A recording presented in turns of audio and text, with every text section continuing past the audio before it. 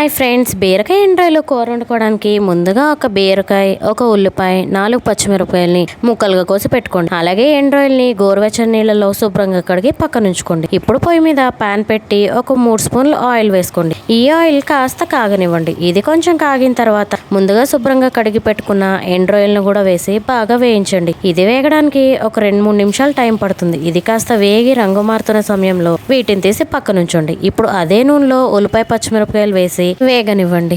ఇది కొంచెం తొందరగా మగ్గాలంటే చిటికెడు ఉప్పు, చిటికెడు పసుపు వేసుకుంటే ఉల్లిపాయ అనేది తొందరగా మగ్గిపోతుంది.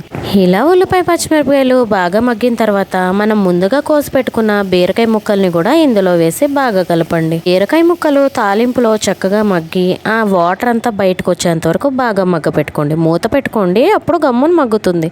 ఓ 3-4 నిమిషాల తర్వాత మూత తీసి చూస్తే చూసారా, బీరకాయ అనేది చక్కగా మగ్గి ఆయిల్ అంతా పైకి వచ్చేసింది. ఇప్పుడు దీంట్లో రుచికి తగ్గట్టు ఉప్పు, 1 స్పూన్నర కారం వేసుకోండి. ఈ కారం కూడా వేసి బాగా కలిపిన తర్వాత మనం ముందుగా వేయించి పెట్టుకున్న ఎండ్రాయిలు ఉన్నాయి కదా, వాటిని కూడా కూరలో వేసి ఒకసారి బాగా కలపండి.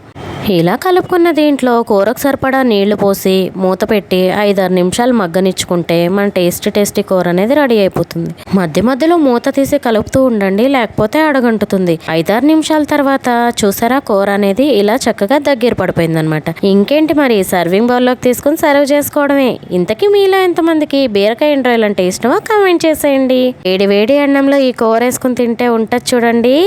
నచ్చితే లైక్ చేసి మన ఛానల్ని సబ్స్క్రైబ్ చేయండి.